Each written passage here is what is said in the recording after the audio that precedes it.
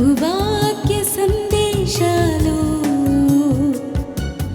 సమాధానపరచు సందేశాలు పరమునకు చేర్చే సందేశాలు ఇవి ఒలీవా సందేశాలు. ప్రభువాక్య సందేశాలు సమాధానపరచు సందేశాలు పరమునకు చేర్చే సందేశాలు ఇవి ఒలీవా సందేశాలు. శారా తొందరపాటు వలన ఆగరు గర్భవతి అయింది. దేవుని ప్రణాళికలో ఆగరు లేదు, కానీ శారా సృష్టించింది ఆగర్ని తన భర్తకు భార్యగా. దేవుని చిత్తంలో లేదు కాబట్టి కొన్ని దినాల తర్వాత ఆగరు తన భర్తకు దూరం అయిపోయింది. ఇస్మాయేలు తన కుమారుడు కూడా తండ్రికి దూరం అయిపోయి తండ్రి లేని వారుగా ఉండిపోయారు. అల్లాడిపోయి అరణ్యములో భర్త లేని స్త్రీగా అల్లాడిపోయింది ఆగరు. కారణం స్త్రీయే. ఆ స్త్రీయే శారా. తొందరపాటు వలన ఈనాడు కూడా చాలామంది కూడా తొందరపాటు వలన కుటుంబాలలో కలతలు, కుటుంబాలలో విభేదాలు, కుటుంబాలలో తండ్రికి బిడ్డకు భేదాలు కలుగుతూ ఉన్నాయి. నేను ఎందుకు ఈ మాట చెప్తున్నానంటే, దేవుడు ఒక కుమారుని పోగొట్టుకున్నప్పుడు ఎంత వేదన పడినాడో, ఎంత మనసుకు బాధ కలిగిందో, ఎంత తల్లడిలో ఈరోజు కూడా అనేక మంది పురుషులు తన బిడ్డలు వాళ్ళకు దూరమైనప్పుడు, ఒక స్త్రీ ద్వారా కుమారుడు దూరమైనప్పుడు, కూతురు దూరమైనప్పుడు ఎంత తల్లడితారో ఈ భూలోకములో ఉన్న ప్రతి ఒక్క మానవుడికి తెలియాలనుకుంటున్నాను. కారణం స్త్రీయే. స్త్రీ కారణం. ఒక కుటుంబాన్ని ఆగర్ను చూడండి, గుర్తు చేసుకోండి. ఈరోజు యవన కాలంలో ఇంట్లో నుంచి దేవుడు పంపించేయన్నాడు, పంపించేశాడు. ఆ భార్య అయిన ఆగరు ఎంత తల్లడి పొంది అరణ్యములో, యవన కాల సమయంలో ఆ అరణ్యములో కుమారునితో ఎంత రోధించిందో. ఆ తండ్రిని పోగొట్టుకున్న ఆ కుమారుడు ఒంటరి వాడై ఎంత తల్లడిపోయాడో ఒక్కసారి ఊహకు తెచ్చుకుంటే, ఒక తండ్రిని కోల్పోయిన కుమారుడు, భర్తను కోల్పోయిన భార్య ఎంత వికసించిపోతారో మనకు అర్థమవుతుంది. కేవలము శారా వలన జరిగింది. కేవలము స్త్రీ వలన ఆదాము దేవుని నుంచి దూరమయ్యాడు. దేవుడు తల్లడిపోయాడు. ప్రేమించిన కుమారుడు దూరమయ్యాడు. వారితో కలిసి నేను మాట్లాడలేకపోతున్నాను, వారితో కలిసి నేను కూర్చుండలేకపోతున్నాను, వాడు పాపములో పడిపోయాడు అనే బాధ కలిగి వేదనకు గురయ్యాడు దేవుడు. ఎందుకండి ఈ సృష్టిలో ఉన్న మర్మాలు చాలా గొప్పవండి. దేవుడు బయలుపరిస్తే మనకు తెలుస్తుంటుందండి. నా ప్రియ ఆలోచించండి. ఎప్పుడైనా ఆలోచించేశారా ఈ విధంగా? రాజ్య పరిపాలన చేసిన అహాబు తన భార్య అయినటువంటి యెజబెలు చేసిన ఒక్క పొరపాటు వలన తన బిడ్డలు, తాను, తన అందరూ కూడా ఆ ద్రాక్ష తోటలో బలి అయ్యారు. కుక్కలు వాళ్ళ రక్తాన్ని నాకాయి. ఆంబోతు సంపటం వలన దేవుడే పంపించాడు ఏలీయాను. చెప్పు వాళ్ళకు, ఆంబోతు రక్తాన్ని కుక్కలు నాకిన ప్రకారము వారి కుటుంబ సభ్యులందరి రక్తము ఆ యొక్క తోటకు దగ్గరనే కుక్కలు నాకుతాయని చెప్పు. దేవుడు ఊరుకోడండి. దేవుడు ఊరుకోడండి. ఆలోచన చేయండి.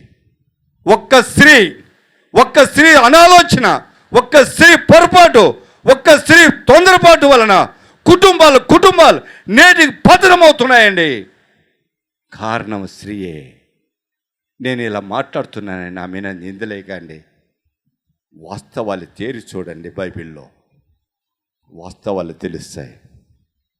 ఈరోజు బాధ నాకు ఎందుకు తెలుసా?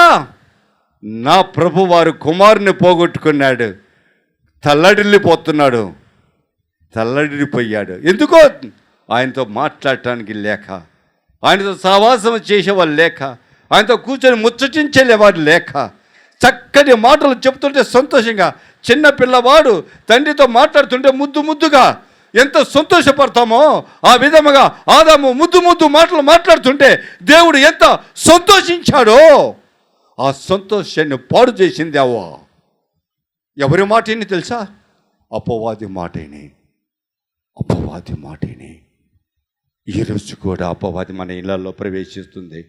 అపవాది ఈరోజు కూడా దేవుని బిడ్డల కుటుంబాలలో ప్రవేశించి దేవుని యొక్క బిడ్డలను ఆధ్యాత్మికంగా ఎదగకుండా పాడు చేస్తూ ఉన్న సత్యం మీకు అందరికీ తెలుసుకోవాలని దేవుని పెట్ట మనవి చేస్తూ ఉన్నా. గర్భం ధరించింది. ఆదికాండము 4వ అధ్యాయం మొదటి 2 వచనాలు. ఆదాము తన భార్య అయిన హవ్వను కూడినప్పుడు ఆమె గర్భవతి కయీనుని కని, యెహోవా దయ వలన నేను ఒక మనిషిని సంపాదించుకున్నాను. Praise the lord. ఎవరి దయ వలనంట? దేవుని దయ ఎందుకైందమ్మా? అపవాది దయ వలన, తన భర్త దయ వలన. దేవుని దయ ఎందుకైంది? దేవుడు ఆశీర్వదించాడా? శపించాడు. శపన ఆశీర్వాదం అవుతుందా? దయ అవుతుందా? లేదే. దేవుడు శపించింది ఆశీర్వాదముగా మార్చబడుతుందా? దీవెనకరంగా మార్చబడుతుందా? ఎలా అన్నది అవ్వ, నేను దేవుని దేవాలన్న ఒక మానవుణ్ణి కన్నానని, ఒక మనిషిని కన్నానని ఎందుకన్నది? అది తప్పు నేను అనుకుంటాను. దేవుడు శపించాడు. దేవుని శాపం వలన నేను ఒక మనుషుని కన్నాను అంటే బాగుండేది. అపవాది నన్ను మోసం చేయటం వలన, అపవాది వలన దేవుని బాధ పెట్టడం వలన, దేవుని దుఃఖ పెట్టడం వలన నేను ప్రసవ వేదన కలిగి ఒక కుమారుని లేదా ఒక మనిషిని నేను సంపాదించుకున్నాను అంటే బాగుండేదేమో.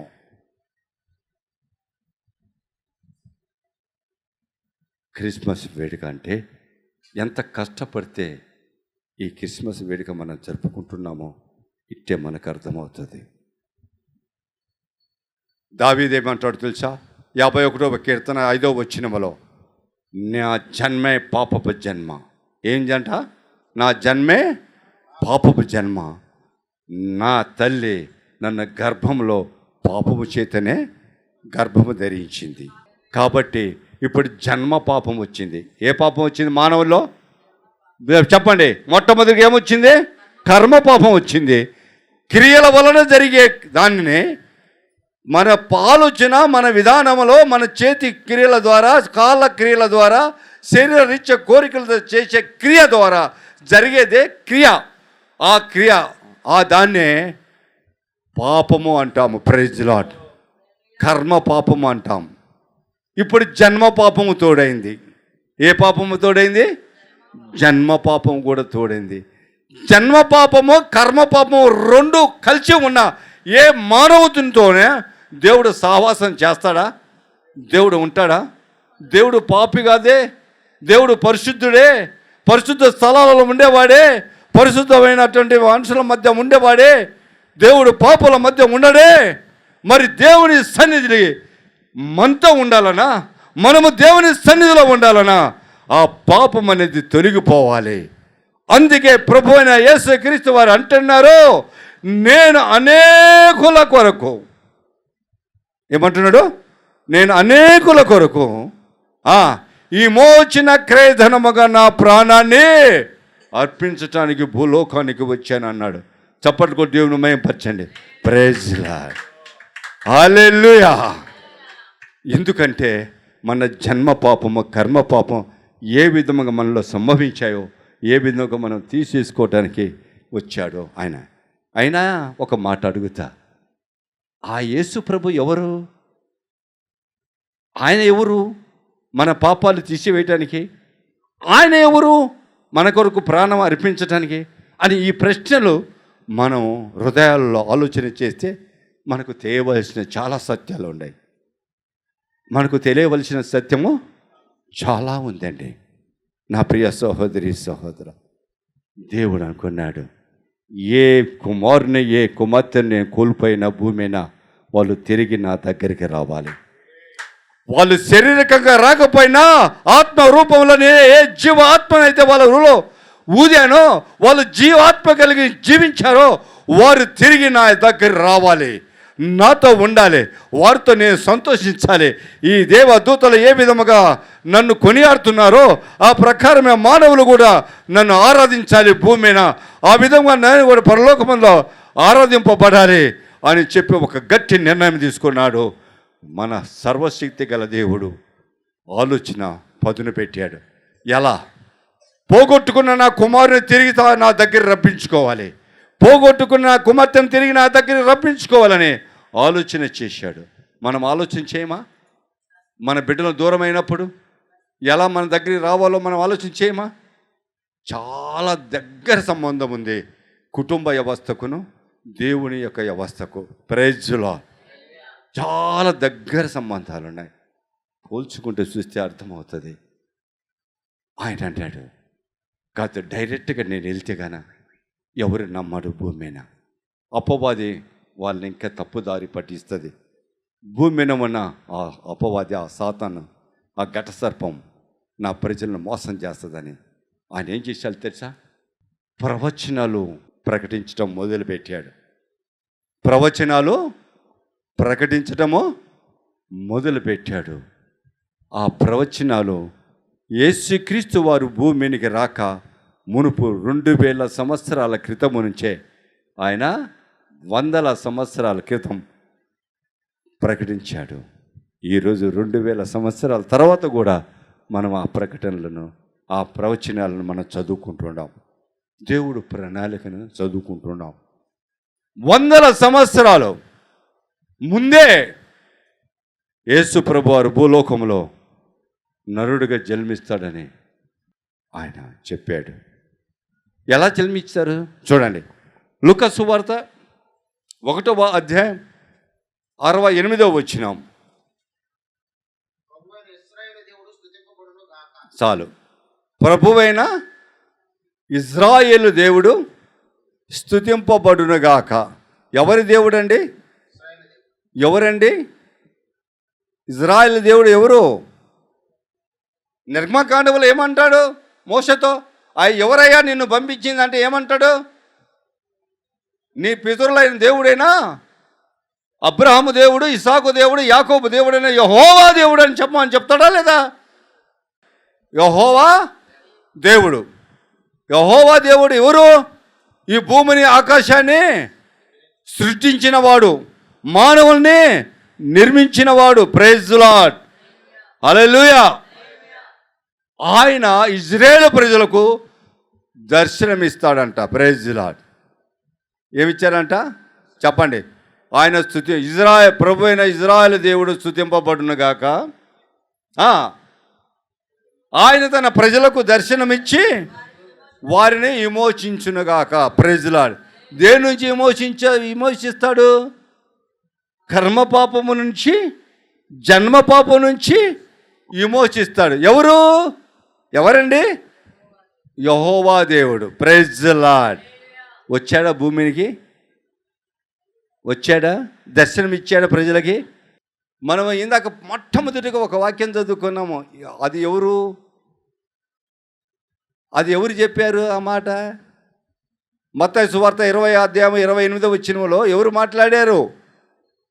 ప్రభువైన యేసుక్రీస్తు వారు మాట్లాడారు. అవునా లేదా?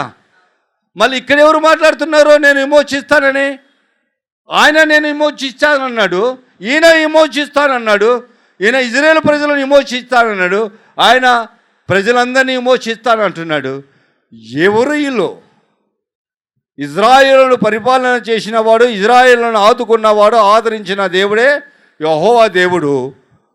ఆయనే యేసుక్రీస్తు వారి రూపంలో. యోహాను సువార్త 1వ అధ్యాయం 1వ వచనం. ఆది యందు వాక్యం ఉండెను. ఆగో ఏంటట? ఆది యందు వాక్యం ఉండెను, దేవుని యొద్ద ఉండెను. ఎవరు దేవుడు అప్పుడు? యెహోవా దేవుడు. వాక్యము దేవుడే ఉండెను, దేవుడి వాక్యమై ఉండెను. ప్రైజ్లానా 14 వచ్చిన చదువు. ఆ వాక్యము, ఏ వాక్యము? దేవుని వద్ద ఉన్న వాక్యము, ఉన్న వాక్యము ఏమైందట? శరీరధారి అయి కృపా సత్య సంపూర్ణుడై మన మధ్య నివసించింది. ఎవరు? యేసుక్రీస్తు వారు. ఆయనే చూశావా, ఇజ్రాయేల్ ప్రజలను విమోచిస్తానని చెప్పిన దేవుడే మరలా యేసుక్రీస్తు రూపంలో జన్మించి మరియ గర్భం నుంచి, ఏవల గర్భం నుంచి, పోయిన వారం చెప్పా, మరియ గర్భం నుంచి జన్మించి పరిశుద్ధ జన్మించి పరిశుద్ధాత్మ శక్తితో నింపబడి గర్భం, స్త్రీ పురుషుని యొక్క సాంగత్యం లేకుండా కేవలం స్త్రీతోనే జన్మించి పరిశుద్ధ జన్మించిన వాడై మళ్ళా ఇక్కడ సకల ప్రజల ఈ పాపము నుంచి, జన్మ పాపం నుంచి, కర్మ పాపం నుంచి విమోచించాడు. చప్పట్లు కూడా దేవుని మహిమపరచండి. Praise lord. అందుకే అంటాడు, మనం ఆరాధించే దేవుడు తండ్రి, కుమార, పరిశుద్ధాత్మ దేవుడు. మళ్ళీ కుమారుడు తండ్రి బలి అయిపోయి తిరిగి తన తండ్రి యొద్దకు చేరిన తర్వాత తిరిగి ఆదరణకర్త పరిశుద్ధాత్మ దేవుడు భూమి మీదకి వచ్చాడు. ఆయన ఈరోజు నిన్ను నన్ను పాలిస్తున్నాడు, నిన్ను నన్ను నడిపిస్తున్నాడు. ఈ ముగ్గురు ఒకే దేవుడు, 3 రూపాలు ఒకే దేవుడై ఉన్నారు. దేవుడి నామానికి మహిమ కలుగును గాక. విమోచించటం అనే మాటను తీసుకొని నేను ఇదంతా మీకు చెప్పుకొచ్చాను. మన కర్మ పాపము, మన జన్మ పాపం నుంచి ఏ విధంగా విమోచించామంటే చూడండి, 1 పేతురు 1వ అధ్యాయం 18వ వచనం ముందు చదవండి. పితృ పారంపర్యమైన మీరు వ్యర్థ ప్రవర్తనను విడిచిపెట్టినట్టుగా ఇండి బంగారముల వంటి క్షయ వస్తువుల చేత అబ్బబ్బబ్బబ్బబ్బబ్బా ఏ నుంచి? మీ కర్మ పాపము, జన్మ పాపం నుంచి విమోచింపబడరు. దేని ద్వారా? ఎండి బంగారముల ద్వారా, వైద్యాల ద్వారా, సత్రాల ద్వారా, ఏమండి అన్నదానముల ద్వారా, వస్త్రదానాల ద్వారా మీరు విమోచన లేదు. మనకు మానవులకి విమోచన లేదు. బీదలు ఆదుకోవటం మంచిదే, బీదలకు సహాయం చేయటం మంచిదే, సత్రాలు కట్టడం మంచిదే, అన్నదానాలు చేయటం మంచిదే, వస్త్రదానాలు చేయటం మంచిదే. కానీ ఈ అన్నిటిని చేసినప్పుడు నువ్వు అనుకుంటావే, నేను ఇంత పని చేస్తున్నాను, ఇంత సేవ చేస్తున్నాను. ఏం చేస్తున్నాడంట? ఏం చేస్తున్నాడే? ఇప్పుడు అర్థమైందా? సేవకుడికి సేవకు అర్థమైందా తేడా ఏంటో? Praise lord. దేవుని సేవకుడికి, ప్రజల సేవకుడికి వ్యత్యాసం గమనించారా? సమాజ సేవ. Praise lord. దీన్ని ఏమంటారు? దీనివల్ల నీ పాప విమోచన. యేసుక్రీస్తు సేవకుడిగా ఉండి సువార్త ప్రకటిస్తూ నువ్వు పరిశుద్ధంగా జీవించి అనేక మందిని పరిశుద్ధంగా జీవించడానికి ప్రయాసపడితే దాన్ని విమోచింపబడతాయి. దానివల్ల నీకు ప్రయోజనం ఉంది. Praise lord.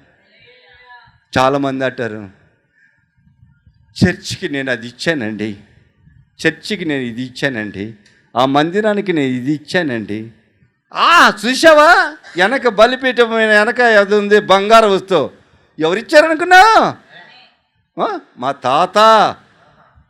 తాత ఇచ్చాడు, మా తండ్రి ఇచ్చాడు.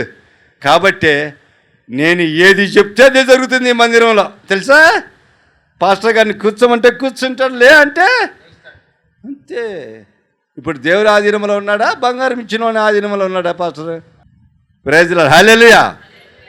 అందుకే వాక్యం ఉంది, కానీ వాటి వలన నీకు ప్రయోజనము లేదు. నువ్వు పాప విమోచన జరగదు. దేనివల్ల జరుగుతుందంట? చదువు 19. అమూల్యమైన రక్తము ఎవరి దగ్గర ఉందమ్మా? ఏ కొట్లో ఉంది తల్లి? ఏ దేశంలో ఉంది? చెప్పురా బాబా, నేను ఇల్లు కొనుక్కొచ్చుకుంటా. ఎక్కడుందిరా? దేవుడు అంటే ఎక్కడ? ఎవడున్నాడు? దేవుడు ఎక్కడున్నాడు చెప్పు. ఎక్కడున్నాడు? ఇంగ్లాండ్లో ఉన్నాడా? ఇజ్రాయెల్లో ఉన్నాడా? ఇజ్రాయెల్దే. యూట్యూబ్లో ఉన్నాడా? మనం ఈ మధ్యకాలం ప్లేన్లు వేసుకొని ఎక్కడికి వెళ్తారా? అక్కడ ఉన్నాడా?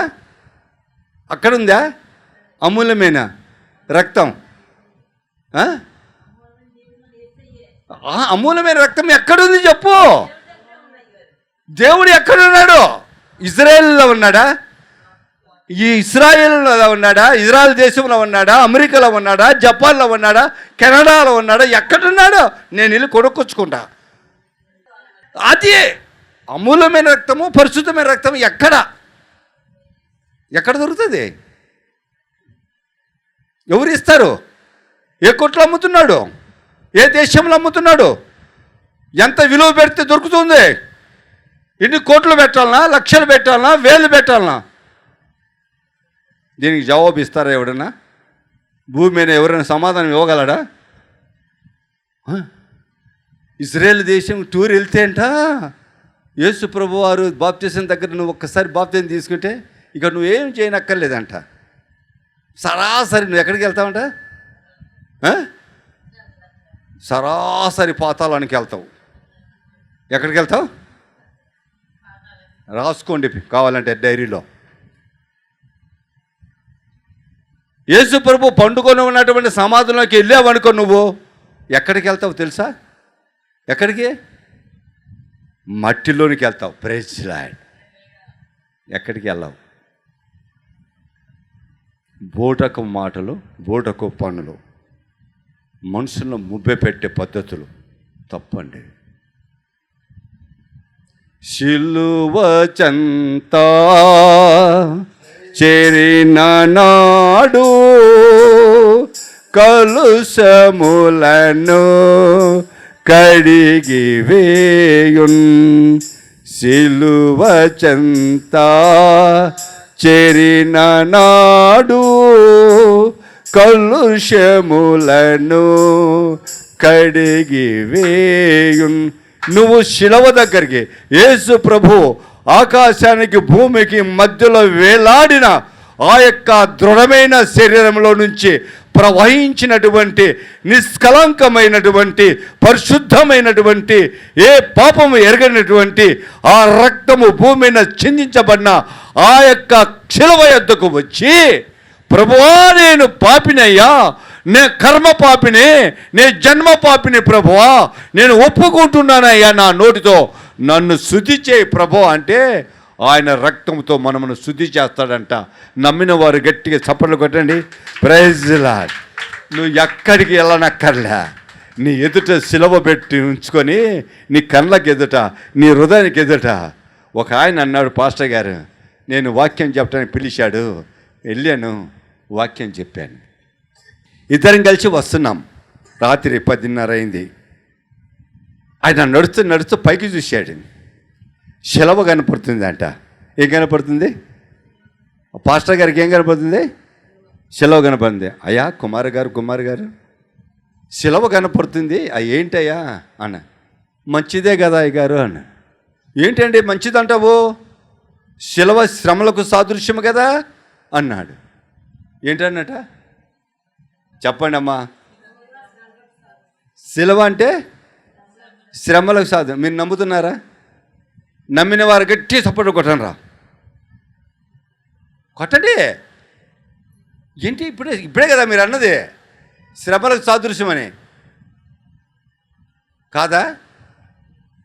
మరి ఇంకేంటి? శిలువ దేనికి సాదృశ్యం? నీ విమోచనకు సాదృశ్యం, నీ శుద్ధికి సాదృశ్యం, నీ చీకటి బ్రతుకుకు సాదృశ్యం, ఎలుగు మహిమ చేయటానికి వచ్చిన యేసయ్యకు సాదృశ్యం. అంటే నీ పాపాలు ఒప్పుకోమని చెప్తున్న హెచ్చరిక అది. Praise lord. అక్కడికి వచ్చి నీ కల్ముషాలు కడుక్కో, నీ పాపాలు కడిగేసుకో యేసు రక్తంలో. అప్పుడు దావీదు అదే చేశాడు. 51వ కీర్తన 2వ వచనంలో అదే చేశాడు. చదువమ్మా ఒకసారి.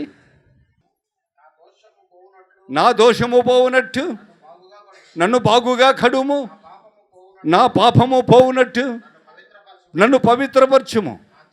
నా అతిక్రమములను నాకు తెలిసే ఉన్నవి, నా పాపము ఎల్లప్పుడూ నా ఎదుటే ఉన్నది. నీ పాపము నీ ఎదుట ఉన్నప్పుడు శిలువ నీ ఎదుట ఎందుకు ఉండదు? శిలవలో పరిష్కారం దొరుకుతుందని వాక్యం విన్నప్పుడు ఆ శిలవ ఎందుకు గుర్తుండదు? ఆ శిలవలో ఏలాడే యేసు ప్రభువారు నువ్వెందుకు చూడలేకపోతున్నావు? ఆ శిరస్సు నుంచి రుధిరము కారుతున్నప్పుడు నువ్వెందుకు చూడలేకపోతున్నావు? ఆ చేతుల నుంచి రుధిరము కారుతున్నప్పుడు, ఆ పక్కలో బల్లెపు పోటువు రక్తము కారుతున్నప్పుడు, కాళ్ళకు రక్తము కారుతున్నప్పుడు ఆ యొక్క రుధిరము యొక్క ప్రవాహమని నువ్వెందుకు చూడలేకపోతున్నావు? నా ప్రియ సహోదరి సహోదరా, అమూల్యమైన ఆ రక్తం. చదువమ్మా, 1 పేతురు 1 అధ్యాయం 19వ వచనం. అమూల్యమైన రక్తము చేత అనగా నిర్దోషమును నిష్కలంకమైన గొర్రె పిల్ల వంటి యేసు రక్తము ద్వారా విమోచింపబడితే. చప్పట్లు కొట్టి దేవుని మహిమపరచండి. యేసు రక్తము ద్వారా, యేసు రక్తము ద్వారా విమోచి. ఎవరి కర్మ పాపము జన్మ పాపము విమోచింపబడతారంటే వారు పుణ్యలోకానికి వెళ్ళాలంటే, స్వర్గానికి వెళ్ళాలంటే, ఆ యొక్క ప్రభా పరలోకానికి వెళ్ళాలంటే, ఆ యొక్క దేవుని సన్నిధిలో జీవించాలంటే భూమి నన్ను ఉండగానే నీ పాపాలు నీ నోటితో ఒప్పుకోవాలి. శిలువ యొద్దకు వచ్చి ఆయన రక్తంలో నువ్వు కడగబడాలి. దేవుడు అప్పుడే నీవు పరలోకానికి చేరే మార్గము సరళమవుతుంది. Praise lord. అందుకే ఇజ్రాయేలు దేవుడు స్తుతింపబడునుగాక. ఆయన తన ప్రజలకు దర్శనమిచ్చి వారిని విమోచించునని చెప్పిన మాట మత్తయి సువార్తలో, మార్కు సువార్తలో ప్రభువుని యేసుక్రీస్తు వారి సువార్త ప్రకటిస్తూ నేను అనేకుల కొరకు ఈ విమోచన క్రయధనముగా నా ప్రాణాన్ని అర్పించటానికి వచ్చాను అన్నాడు. చప్పట్టుకు దేవుని మహిమపరచని. ఆయన ఈయన ఒక్కటే. ఈనాడు బోధిస్తున్న పరిశుద్ధాత్మ దేవుడు ఒక్కడే. ఈ ముగ్గురు ఒక్కటై మనల్ని బలోపేతం చేస్తున్నాడు ఆయన రాజ్యంలోనికి చేరటానికి. ఇదే గొప్ప ప్రణాళిక. ఇదే నిజమైన క్రైస్తవత. క్రిస్టియన్ యావత్తు మంది కూడా జరుపుకోవలసిన జన్మదినం. Praise lord. దేవుడి నామనికి మహిమ కలుగును గాక. ఆమేన్. ప్రార్థన చేసుకుందాం. సర్వోన్నతుడా, సర్వశక్తి గల దేవా, మిక్కిలి ప్రేమ గల తండ్రి, మీకు వేలాది వందనములు స్తుతులు స్తోత్రాలు ప్రభువా. ఇప్పటి వరకు నాయన మీ జన్మదిన శుభ సందర్భంలో ఏర్పాటు చేసుకున్నటువంటి సందేశాన్ని నన్ను ఆధారం చేసుకొని మీరు సూటిగా స్పష్టంగా మాట్లాడారు. అందును బట్టి మీకు వందనాలు స్తుతులు స్తోత్రాలు ప్రభా.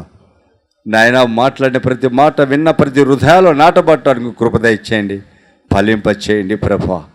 స్పష్టంగా ప్రభా మేము మాట్లాడాలనుకుంటున్నాం. గత రాబోయే రోజులలో కూడా నాయన అనేక సంధ్యాలు, నాయన క్రిస్మస్ పండుగ రోజు వరకు కొన్ని సందేశాలు మాట్లాడాలని ఆశపడుతున్నాను. వాటిని కూడా సిద్ధపాటు చేయండి. వచ్చిన ప్రతి ఒక్కరిని పేరు పేరున దీవించి ఆశీర్వదించండి. వాళ్ళు ప్రార్థనలు చేశారు, వాళ్ళ కుటుంబ సమస్యల గురించి వాళ్ళు ప్రార్థన చేశారు ప్రభా. నేను ప్రార్థన చేశాను. మా అందరి ప్రార్థన మీరు ఆలకించారు. వారు మీరు ఒలివ ప్రార్థన శిబిరంలో ఉన్నారని, ఆలకించారని, జవాబు దయచేస్తున్నారని నమ్మలాగా వాళ్ళ జీవితాలలో అద్భుత క్రియలు, ఆశ్చర్యకార్యాలు జరిగించి మీ నామానికి మీరు మహిమ తెచ్చుకోమని, ఈ చిన్ని ప్రార్థన మీ పాసనలో చేసుకుని ప్రతిఫలం దయచేయమని మా ప్రభు ప్రియకుమారుడు యేసుక్రీస్తు శ్రేష్టమైన నామములో అడిగి వేడుకొంచున్నాను పరమ తండ్రి. ఆమేన్. ఒలీవ సందేశాలు ప్రభువా